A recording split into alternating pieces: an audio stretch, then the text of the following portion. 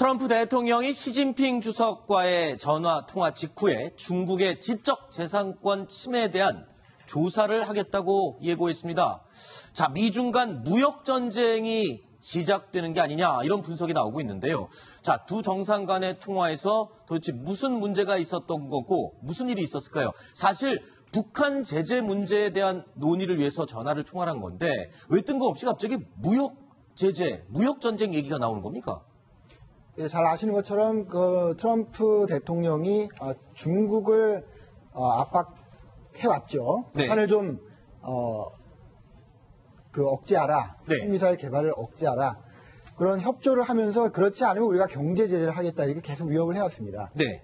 그리고 4월에 말하라고 해서 이야기가 잘 돼서 미중 관계가 좋았는데 네. 중국이 제대로 역할을 못한 거죠. 결과적으로. 왜냐하면 화성 14형을 2번이나 쏘고 괌을 지금 타격하는 훈련하겠다고 하는 거 아니겠습니까? 네. 그러니까 미국으로서는 경제 제재 카드를 꺼내들어서 중국을 강하게 압박할 수밖에 없는 거죠. 아니 근데 경제 제재 카드가 여러 장이 있을 텐데 왜 하필 지적 재산권 침해 조사 이거를 하겠다라고 하는지 도대체 이게 어떤 조사입니까? 뭐 얼마나 중국을 협박할 수 있는 그런 힘이 있는 건가요? 미국은 훨씬 중국보다 앞서가는 경제고요. 네. 중국은 상당히 따라가는 경제 아니겠습니까? 그래서 네. 미국의 값진 기술들을 자꾸 베껴가는 그런 그 범죄를 하는 거죠. 아하. 카피를 하는 범죄를 하는 거기 때문에 소위 말하는 짝퉁 산업 뭐 이런 쪽에 그렇습니다. 다 포함이 되는 건가요? 그래서 미국이 불만이 많았죠. 아하. 불만이 많았는데 이거를 언제 손볼까 하고 그렇게 기회를 보고 있던 차에 네. 이제 북한 문제가 이제 걸린 거죠. 네. 네, 이걸 보면 아주 트럼프 대통령이 어떤 성향 가진 사람인지 우리가 알 수가 있습니다. 네. 한국에 대해서는 사드 비용 문제를 걸고 들어갔었고, 그다음에 주한미군 주둔 비용 얘기를 걸고 들어가다가 갑자기 한미 FTA로 이제 방향을 바꿉니다. 그랬죠. 그러니까 안보 문제 얘기를 하다가 경제 문제를 치고 들어가고, 네. 중국에 대해서는 처음에 이제 100일 동안 시간을 줬는데 여의치 않으니까 이제 경제로 이제 치고 들어가니까 네. 순서가 달라. 이쪽에도 마찬가지네요. 안보 얘기하다가 이제 경제로 치고 들어가는데 네. 트럼프 대통령의 그 작전 자체가 한국에 대한 것이나 미국에 대한 것이나 중국에 대한 것이나 거의 같다고 보면 되겠습니다. 네. 그런데 이 지적재산권 침해 조사라는 것이 네. 미국이 그동안 위협해온 여러 가지 경제 보복 수단을 다 놓고 보면은 굉장히 좀 아래에 있는 수준이에요. 아, 그렇게 강력한 정도의 제재 수단은 아니군요. 그렇습니다. 중국을 환율 조작국으로 지정한다든지 예. 아니면은 철강 산업 등에 대해서 아주 고율의 관세를 물린다든지 이런 것들이 훨씬 더 중국을 압박할 수 있는 수단인데 일단 그건 네. 남겨놓는 겁니다. 네. 지적재산을 침해했는지를 조사하겠다. 근데 이게 시간이 걸릴 수가 있는 거예요. 네. 조사를 해서 침해한 것이 있으면 조치하겠다는 네. 것이기 때문에 네.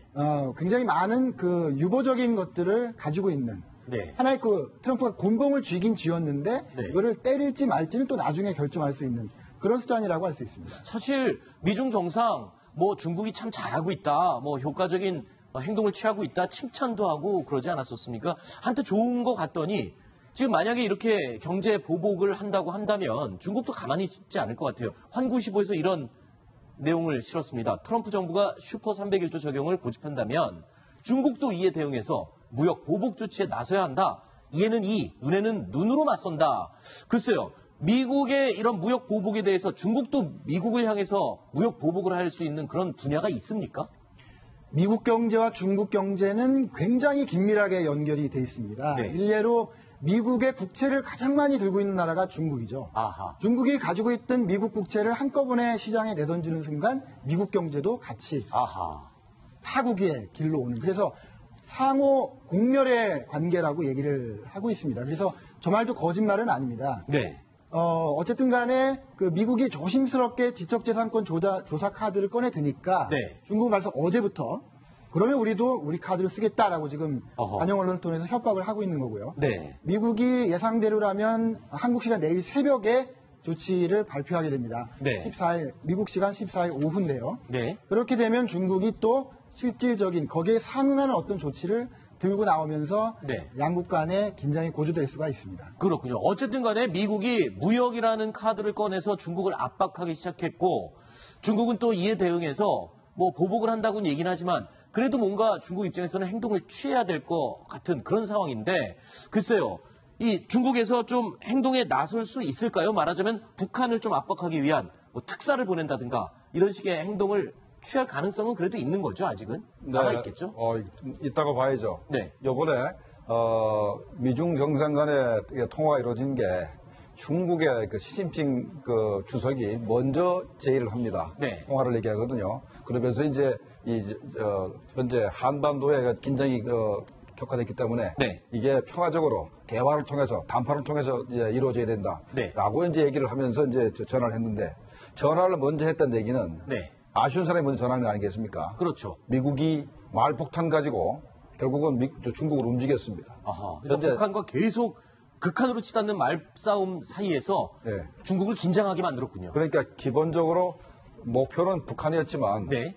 또 두 번째 목표는 또 중국이기 때문에 일단 하나의 목표는 성공을 한 것이고 네. 그다음에 이제 요번에 수포 301조나 현재 지적재산권 문제 네. 이런 문제도 어떻게 보면은 그것 자체도 목적이 될 수 있지만 네. 이게 중국을 압박해서 아하. 북핵 문제를 해결하려고 하는 그런 그 우회적인 수단으로 봐도 될 것 같습니다. 네. 실제로 중국이 미국이 원하는 여러 가지 그 조치들 중에 단계적으로 좀 실행을 하고 있는데요. 네. 가장 대표적인 게 북한에 대한 새로운 유엔 안보리 대북 제재 결의안에 찬성을 해줬잖아요. 네. 그래서 통과가 됐지 않습니까? 하지만 그 마지못해 하지 않았습니까, 사실? 뭐 그렇지만 네. 어쨌든 동의를 했고 네. 미국이 원하는 원유 중단은 중국이 들어주지 않았지만은 네. 북한의 무역을 상당 부분 삭감하는 그런 조치에 동의를 했지 않습니까? 네. 그걸 각국이 30일 이내에 시행을 해야 됩니다. 근데 지금 우리 방송이 시작된 다음에 들어온 외신에 따르면 네. 중국이 일단 그 대북 무역 중단 네. 조치를 아하. 오늘 발표해서 내일부터 시작하는 것으로 이행을 하겠다라고 발표를 했습니다. 이것은 미국의 요구를 상당히 들어준 거죠. 굉장히 빨리 시행에 들어가는 겁니다. 사실 그 올 가을 이후 시점이 북한에서 생산되는 어떤 석탄이라든가 광물들을 중국에 수출해야 되는, 대량 수출해야 되는 그 시점이라고 저도 얘기를 들었는데 네. 그 시점 전에 이렇게 무역 제재가 들어가면 북한으로서는 굉장히 지금 난처해지는 그런 상황 아닌가요? 그렇죠. 지난번에 그 유엔 제재 결의안 2371호가 나왔을 때 북한에 대해서 북한의 그 수출액이 한 10억 불 정도 줄 거다. 네. 그러니까 한 3분의 1 정도 줄 거다 얘기했는데 그거는 지난번에 6억 불 손해를 빼고 얘기한 것이기 때문에 네. 합치면 금년도 총액이 한 16억 불 정도 손해를 보게 됩니다. 그러면 네. 수출액이 한 30몇 억 불 되는 나라에서 16억 불이 줄게 되면은 수출할 게 한 20억 불밖에 안 되거든요. 네. 그러면 엄청난 타격이 되는 것이고 네. 그다음에 이제 우리가 미국이 그 최근 들어서 군사 작전을 얘기하면서 뭐 국방장관이나 뭐 안보보좌관이 얘기할 때 보면은 이런 얘기를 꼭 하지 않습니까? 우리는 북한의 정권 교체를 원치 않는다. 네. 북한 체제 붕괴도 원치 않는다. 그다음에 미군이 절대로 3파선을 넘어가지 않을 것이다. 네. 그다음에 통일을 가속화하지 않을 것이다. 네. 그러니까 흡수통일 같은 거 안 하겠다. 이런 얘기를 네 가지 얘기를 자꾸 하는데 이거는 북한 보고도 얘기하는 거지만 중국한테도 그 얘기를 하는 겁니다. 그렇죠. 결국은 중국은 북한 체제가 무너지게 되면 네. 주한 미군이 압록강 동항으로 이제 진출해서 미군과 중국군이 서로 마주보게 되는 것을 가장 어려워합니다. 그렇죠. 왜냐하면 미국은 중국이 상대하기 너무나 버겁고 강력한 국가이기 때문에 네. 서로 대처하기 너무나 버겁기 그렇죠. 때문에 북한이랑 완충지대가 있어야 되니까 알겠습니다. 체제 붕괴를 원치 않는 겁니다. 네. 그래서 그거를 미국 쪽에서 절대로 안 한다. 네. 그러니까 니들은 그 북한 문제에 개입하지 말라. 이걸 요구하는 거죠. 그렇군요. 자, 일단은 뭐 미국이 중국을 향해서 꺼내든 무역 제재 카드가 조금씩 먹히는 분위기가 보여지는 것 같아서 좀 추이를 지켜봐야 될 것 같습니다. 자, 첫 번째 이야기 살펴봤고요. 두 번째 이야기 살펴보겠습니다. 저희가 오늘 3위로 꼽은 얘기인데요. 확인해 보시죠.